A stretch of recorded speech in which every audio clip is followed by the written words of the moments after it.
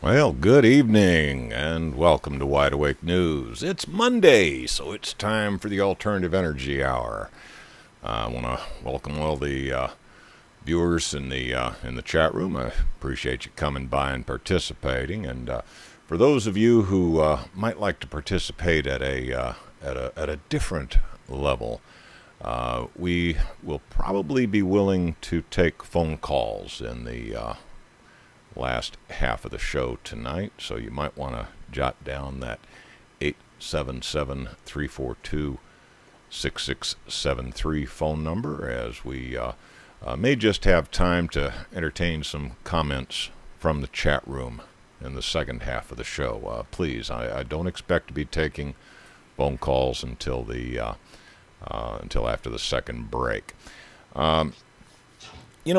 Usually on the Alternative Energy Hour and on the Smart Scarecrow Show, the audio-video presentation that I do on Thursdays, we tend to focus on exotic alternative energy projects that, frankly, may or may not pan out, but they're fun to consider. And quite often, we're dealing with amateur experimenters working in their basements and backyards and garages, trying to come up with something a little unusual, a little unique, a little special. And we wish them all the luck in the world. We hope that someday they do come through. But, there are these incremental improvements that are being made on a regular basis to more conventional alternative energy technologies. Some might actually make it to commercial development. Others, like some of our more exotic technologies, may not. Just have to wait and see. Tonight, to discuss one in particular, we're going to tackle the idea of solar as a mainstream alternative energy technology. And to carry on that discussion with me tonight, ZeroFossilFuel, a fairly well-known experimenter, has agreed to come by and discuss it with me. Now he seems to have wandered off, but let's sneak in the secret underground lab of ZeroFossilFuel and see what he's up to. Zero, you with us tonight? Yeah, I'm here. Yeah, all of a sudden your audio went a little caca. What would you do? I did nothing. All right. Well, I'll just assume that it's all my fault. Well, Zero, you had an opportunity to kind of look over the publications I sent to you, and right off the bat, you had a comment about one of the technologies. Oh, that'll never see the light of day. Brief the folks a little bit on thin film solar. Now, this is a new solar technology. hasn't been around too long. It's one that shows a lot of promise. It gives us the opportunity to perhaps have solar panels that are flexible. I've even heard of the possibility of solar panels that you might be able to paint on. Maybe you could give the folks a little bit of an idea of what thin film solar is all about, and why you think that's a technology that, even though it's mainstream and being investigated and promoted by mainstream academia, might never see the light of day, that where a consumer could actually go out and buy one. What do you think? Well, I only have previous history to rely on to make that point. The thin film solar panel technology has actually been around for quite a few years. You and I discussed off the air, and I made the point as soon as I saw this article that you gave me on the thin film solar technology, and some guy holding up a roll of solar material up to the camera, saying, "Oh wow, look at this new widget," and I immediately said to myself, "Yeah, nice little widget that we the consumer will never see." And the reason I say that is because several years ago there was a company called Nano Solar in California that had a very similar process, and they were they were promoting their product and you know all of the benefits and claims that they were making for it. You could literally take this product and it was, rather than being produced as a microcrystalline deposition on a substrate, it was being produced in a manner that much more closely resembled a paper mill, and it would come off and get spooled up in rolls rather than coming off in sheets and being cut to size, etc., etc. The promise that this held was you could literally, with a pair of scissors, take these solar cells and cut them to size and put them on virtually any surface that you wanted. This included the roofs of cars. Yeah, I remember them talking about being able to buy, you know, like tile for your roof that would be have Absolutely. a, you know, I mean, Yes. I heard all sorts of prognostications that say, wow, you know, this really sounds good. And, Yes. And I know that the technology's been out there for about 10 years, but we have yet to see one of these types of innovative products like the, you know, hey, I could use a new roof on my house, you know, for an extra, you know, for maybe twice the cost of just regular shingles. I could have my whole roof done in shingles that produce solar energy. I've yet to see a product like that actually hit the market. Well, here's what happened. They did go to market, but they would only sell to wholesale distributors and to public utilities, who immediately bought them out. Well, now they can only buy so many. I mean, hasn't their need been satisfied? I mean, aren't there a few left for the consumer yet? It's been 10 years. Apparently not. Also, of course, the military had a great deal of interest in this product, and you know, I just can't figure out why it never made it to the consumer. Well, yeah, but when they first announced the product, it really, and they went and had their production facility. You know, they were talking, you know, 6,000 square feet of production facility. We're going to do this. Cost us $11 million to build, and we're gearing up for production. And all of a sudden, everything just kind of went quiet. And and I pressed them real hard for information. You know, okay, you've had this amount of time now. Where is your product? And basically, you would look to the press releases, and nothing was ever released to the consumer. It was all being sold directly to the public utilities and to the wholesalers. And even now, if they were actually selling to wholesalers, the consumers should eventually be able to get it at retail, and we still have not. Yeah, you would hope that you'd be able to go into Home Depot and just, you know, yeah. Such is the reality of the situation. The product exists, but even a solar contractor, you can't even get it from a solar contractor. That's disappointing. What do you think? So, you know, I have to look at the article that you sent me and just kind of go. But you know, it's a popular product. It's obviously a product that people are willing to buy. You would think that in a free market capitalist society, there would be manufacturers just lining up to make these things to supply a ready market. What is going on, do you think? I don't know, but I'll tell you what. Here's my money, okay? I want to spend it, but now granted, there's not a lot here, but well, yeah, I mean, that's here in the South we refer to that as a Missouri roll. I have no idea why, but you know, you won 20 with a whole bunch of ones in. But yeah. We're about ready to slip out for our first break here. But you know, this is a subject that I'd like to get into a little bit deeper when we come back from the break. Just why do you suppose a product like this that would probably attract a significant share of the market never sees the light of day? Why indeed. Folks, do stand by. We'll be back right after these blatantly commercial announcements.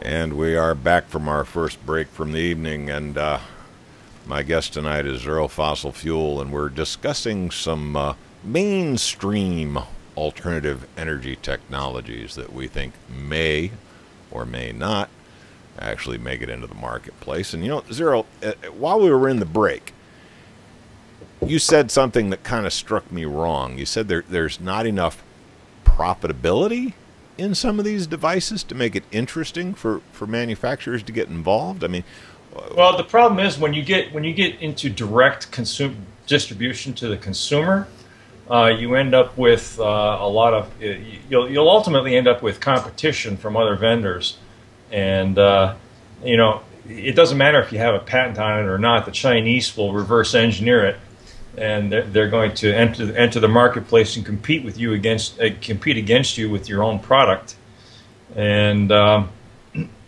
what will happen is the profit margins will erode.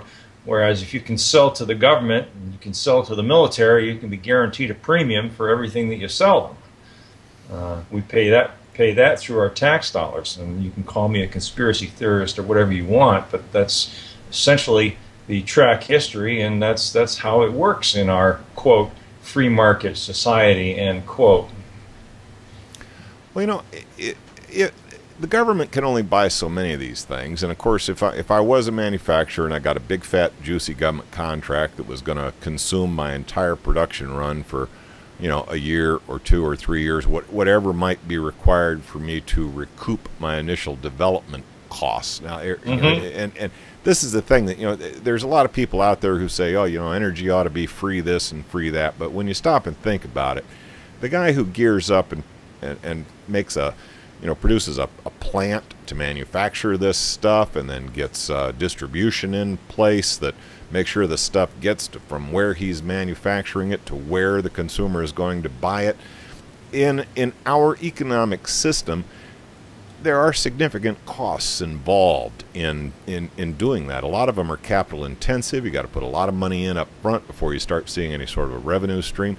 So I can understand why a manufacturer, some whiz-bang technology like these thin film solar cells, might, you know, grab onto that government contract and milk it for everything it's worth. But now eventually the government need is going to be satisfied, and you would think that they would still have this production capacity that could benefit average Joe who might like to go down to Home Depot, put his credit card down on the table, and buy some.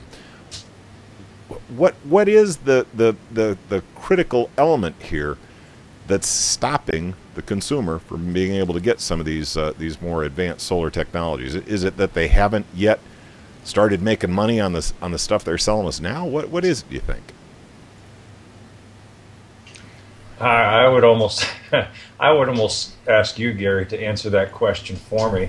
I don't want to sound like the half crazed conspiracy theorist, but there are market forces out there that do not want energy independence for the general consumer. The whole infrastructure and the whole system is geared towards energy dependence on centralized providers, and if those centralized providers can monopolize the production and delivery of that energy, they will do everything in their power to do so. That has been the history of energy, and let's face it, I shouldn't say it started with J.P. Morgan and Nikola Tesla, but it certainly was made poignant in the way Tesla was dealt with by J.P. Morgan and what eventually happened to Tesla, because J.P. Morgan could not attach his power meter to the device that Tesla was promising to deliver, and sorry, I can't make a buck. Well, you're done. You know. Actually, you know, you've kind of headed down the path that I kind of thought we might get into, because, you know, one of the other articles that I was studying up on talks about how photovoltaics are beating out biofuels as a method of converting the sun's energy to miles driven in our automobiles. And, you know, I got to thinking about that, and I said, no, what they're really telling me is that the centralized plant producing the electricity to run your electric car is going to be a heck of a lot more efficient than if you happen to be a farmer and you grow some sweet potatoes and you make some sweet potato distilled spirits.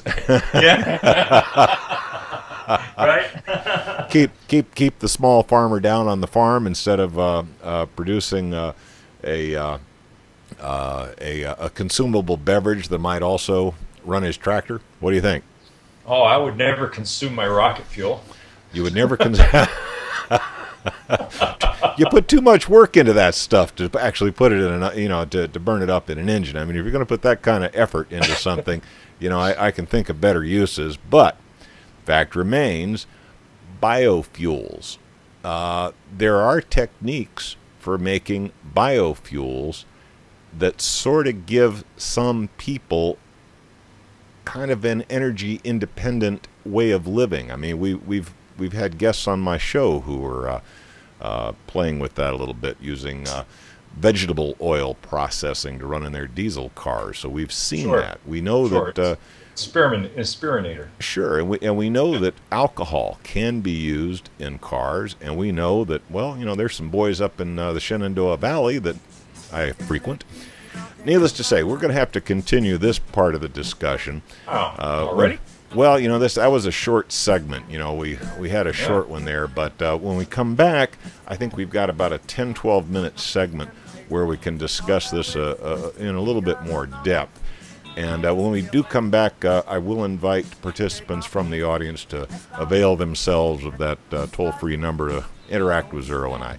We'll be right back after the break.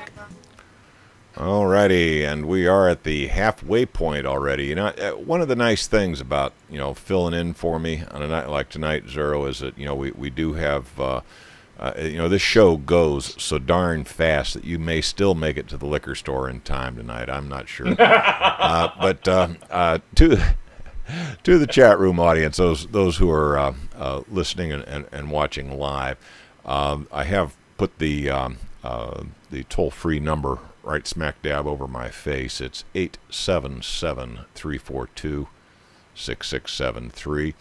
And if you might want to interact with Zero and I tonight on this topic of, you know, why we're not seeing some of these really interesting developments, you know, in what has become a mainstream technology, solar.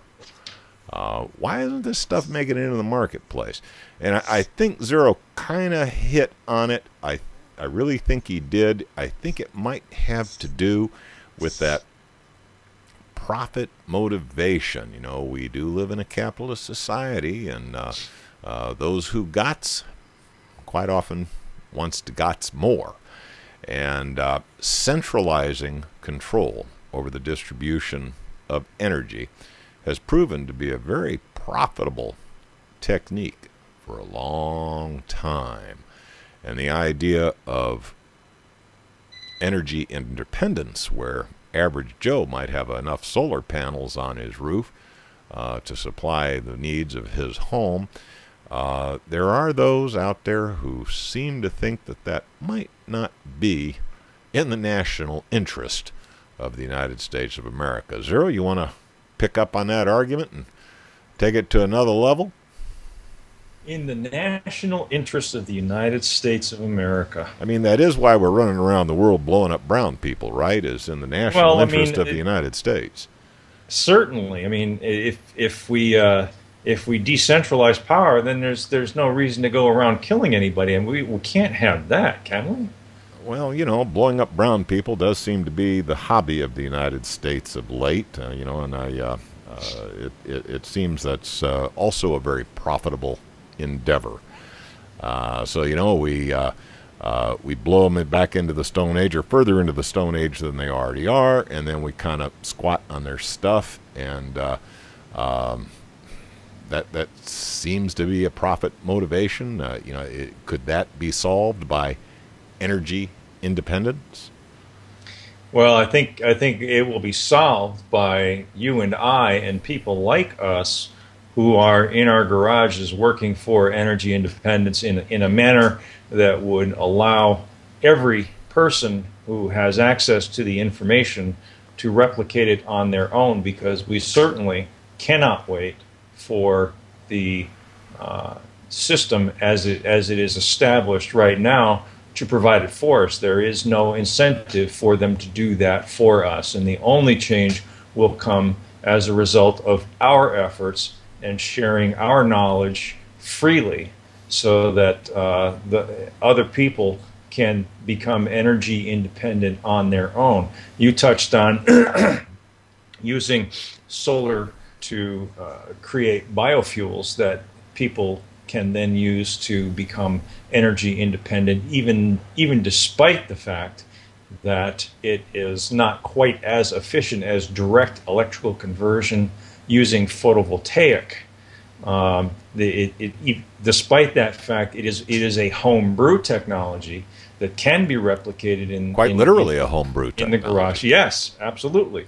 You know, unlike solar, where you are relying on a manufacturer to produce a product with a very highly specialized properties. Discuss that now. Would it be possible? I mean, if I was a really talented fella, I mean, could I put something together in my garage that would, you know, allow me to produce my own solar panels, or am I pretty dependent on a high-tech processes that are beyond the capability of an average individual? For the most part, you are dependent on the high-tech processes that deal in nanotechnology, that is where all of the major advances are taking place. If you could get your hands on the raw, even if you could get your hand on the raw materials to produce such a product, I still don't think it would be a viable for a person to actually do it on their own.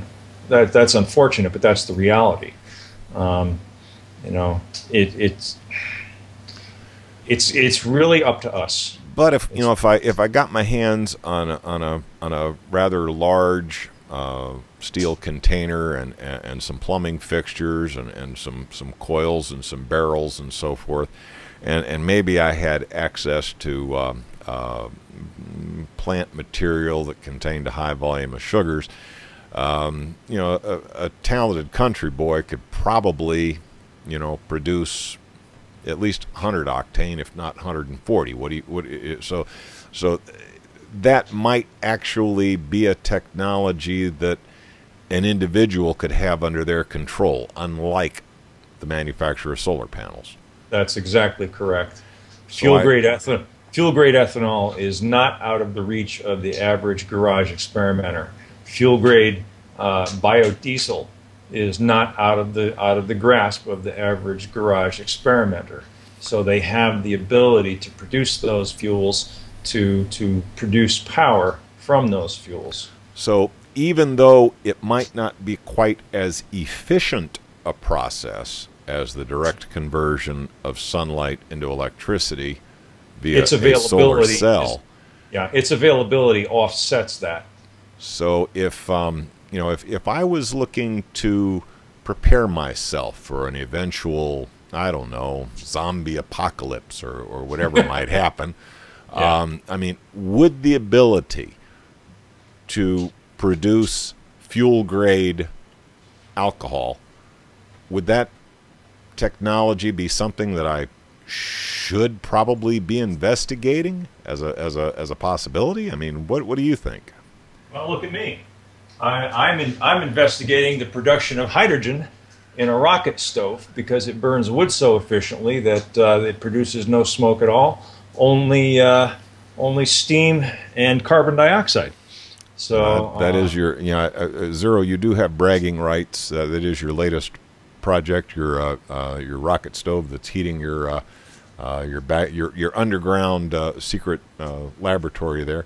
Now, a technology like that, I mean, that's a fairly simple technology. How much manpower did you have to put into that heating unit? How many man hours do you figure you have devoted to that? Well, I have not only the manufacturing man hours, but I also have the amount of time that it took me to design this variant of the basic rocket stove design. So if you add that in, I probably have I want to say maybe 80 to 120 man hours in this. But if I was to create a set of plans for this exact stove and try to work from the plans, I'll bet I could build this thing with about 40 man hours and a few specialized tools like the sheet metal bending brake and the. What about materials cost? I mean, if somebody wanted to build something like that, in case you're going to have 40 man hours in it, maybe. What kind of materials cost would an average person expect to have to put into something like that? Probably about $200 to $250 worth of materials costs. That includes, everything. Well, one of the surprising costs associated with this was just buying even the cheapest grade ventilation pipe, galvanized ventilation pipe, to use in the construction of the project. There are several elbows and I hate to press you, but we've only got about a minute before the break here. Okay. Explain to the folks who have not followed this project with you, what is the advantage to this? Why would somebody who's preparing for that zombie apocalypse maybe be interested in something like your rocket stove design? Very simply because it consumes approximately 1/5 the amount of wood that a normal wood stove would consume for the same amount of heat. Ah, and I'm hearing that bumper music coming up in the background, so we do have to peel away for a break here for just a minute. But when we come back, we'll continue this discussion of alternative technologies that may or may not apply to a zombie apocalypse. Who knows? We'll be right back, folks. Stand by for the break. And we're down to our last segment for the Alternative Energy Hour tonight with my guest, ZeroFossilFuel, discussing, started out discussing solar and why we're not seeing some of these latest innovative designs reaching the consumer marketplace, and seems we've gone off into zombie apocalypses. But the one article out of the batch that I sent you that I really got kind of a giggle about was that one where the mainstream scientific journals are saying, oh well, photovoltaics beat biofuels at converting the sun's energy to miles driven, and they may be right. I think their numbers deserve a little looking at, but bottom line is, I'm a pretty bright guy, but I'm not sure I could manufacture my own solar panels.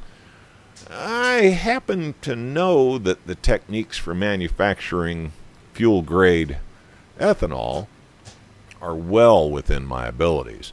So I might just be willing to trade a little bit of overall efficiency to provide solar power for my automobile in the form of I don't know, 180 proof rocket fuel. What do you think, Zero? I mean, I think it's an interesting argument, and one that it probably should be put on the table, particularly for this audience, because a lot of the folks in this audience are indeed concerned about a potential zombie apocalypse or whatever might befall them, and are kind of looking for alternatives to provide for their needs if something should indeed come down.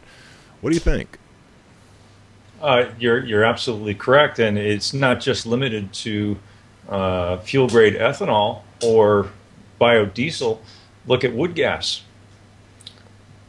All right, you can take wood, convert it directly into a gaseous form with a wood gasifier, and filter that through a couple of stages and send that directly into an engine and run an engine directly off of wood. And there are people out there like our friend Matt, can't remember his last name. His company is Vulcan Gasifiers. Right, Vulcan Gasifier, and he has grown by leaps and bounds virtually overnight, and the market pressures for him to produce backup equipment that's ready to roll have forced him to grow his business very quickly. and he's fortunately been able to keep up with the demand that he has been receiving, and has become very successful. I remember interviewing him at the hotel room at the Hampton Inn when he was working for another company over here in Farmington, Connecticut, and I had a chance to talk to him. And at that time, he seemed like a very unseemly businessman and very unsure of himself. But I knew he had the talent to produce the product. And look where he is now. He's got a couple of people working for him. They're working full time. They're gearing up their machining processes. They've got several different models now that they offer, various different sizes, and it's great to see because there's demand out there for it, and he's there filling that need. And bottom line is, in a way, in kind of a roundabout way, of course, wood gasification is a way to exploit solar power, because that's what plants do. They take the energy from the sun, and they have become very efficient at converting that into biomass that we can indeed extract burnable products out of. So, You're right. Yes, it may be more efficient to go out and buy that latest high-tech solar panel, and I certainly wouldn't discourage someone from doing so if they have the wherewithal to do it. But technologies that the average person might be able to employ to provide for their needs. And here's the other thing that a lot of people just seem to flat ignore. If there is a zombie apocalypse, chances are, things like, electric lights and electric stoves and our electric hot water heaters and so forth probably are not going to work anymore. And, I think people have kind of become spoiled with the idea of these conveniences because electricity for us has been plentiful and relatively inexpensive. And we have become totally and completely dependent upon it. Just look at the Super Bowl last night. Yeah, that was an exciting event. Now, I think your comment was that it was Beyonce that was just so hot that she brought down the electric grid. But I don't know. That's exactly right. It was. I'm not a big football fan, so for me it was kind of amusing. I'm sure folks that are really into the game probably, are absolutely shocked that I would be giggling over such a thing. But the fact is, our electric distribution grid is fragile. It wouldn't take a whole lot to cause major disruptions. I mean, we've seen quite a few over the years. Yeah, we've been made painfully aware of that. Yeah, I mean, I think there's probably some folks up in New Jersey who suffered the after effects of what started as a hurricane, but was really just a big tropical storm. I suspect that there's some of those folks who are still a little inconvenienced by a lack of electricity. Probably have not yet been able to get back into their homes. So if a person had in mind to try to get themselves as independent of, I don't know, this addiction to readily available, inexpensive energy, I think we probably should advise them to seriously consider their lifestyle, because it's probably going to require some significant lifestyle changes to be able to get by comfortably. At the very least, if you live in a major city, get out. Get out. Get some land. Grow some food. Get yourself a wood stove. Make yourself a rocket stove. Figure out how you could survive and create for yourself food, shelter, clothing, and heat and water without electricity. Try to do it. Even try the exercise of living without electricity for an entire weekend, a couple of times a year. See how hard that is, and see if you could live without it, and then figure out ways to do it. Actually, that's an exercise that I've challenged people to do a number of times. Is just go to that darn circuit breaker panel. And turn it off when you get home on Friday evening, and don't turn it back on again until you're ready to leave for work on Monday. You know, just try to make do for one weekend without this addiction to the grid. See how you fare. The interesting thing is you'll find out very quickly where your weak points are, where you might be able to improve your situation. Now, you know, we've discussed heat, and we've discussed generation of electricity, and we've discussed a little bit about motive power. I mean, if I really wanted to power my automobile, I think I could probably come up with some fuel that would make it go. But, you know, what about refrigeration? I mean, have you thought about that one? Because, you know, we are really addicted to refrigeration. Might there be an alternative technology that would be applicable to doing refrigeration? Had you thought about it? I know. I threw that one at you like a lead bomb. Yeah. You know, it's one that. Well, you know, there's an example where you really do need electricity if you're going to use conventional Freon compressor technology to refrigerate foods. So perhaps you would have to, you know, the wood gasification process could run a pretty good sized motor. That might do it. I mean, there is propane fired refrigerators that I guess turn compressors that run the Freon that cool the enclosure. You could do something similar to that as long as you can spin a compressor. It doesn't matter what you run that compressor with, whether it be an internal combustion engine of some sort or an electric motor. Either way, you're turning a compressor. You're compressing a Freon gas and condensing it again and cooling, you know, allowing it to evaporate again, and, you know, doing the refrigeration process. You can also use solar-powered Peltier refrigeration cooling devices, I would imagine, to some degree. But yeah, that's a very tricky question. That's a very tricky question. You know, it's amazing how fast we got addicted to all these conveniences, because, you know, if you look back at history, it's only been the last 3 generations of human beings who've gotten used to the idea of there's always going to be a cold beer in the fridge. When I walk in the house, all I got to do is flip a switch and I'm going to have lights. You know, if I need to go somewhere, I just, you know, I don't have to, you know, make sure the horse is fed and saddled. You know, all I got to do is, you know, hop in my car and turn the key. It's only been the last 3 generations of human beings who have been tied to a system like this. And, you know, you got to wonder, you know, is it time we start pulling back from that and finding other ways to get it done? What do you think? We got time for a parting remark. Yeah, I mean, that's pretty much where I'm at in my life right now. Working on, you know, wood heat and doing everything that I can to figure out ways to live without electricity. If SHTF really big, you know, where will you be? What will you do? And you know, all my electronic gadgets in my EMP-proof shelter here won't be worth a damn if I can't power them up. Well, there's always that bicycle with the generator attached to it, right? You know, or maybe get some really fast hamsters running. I'm not sure which.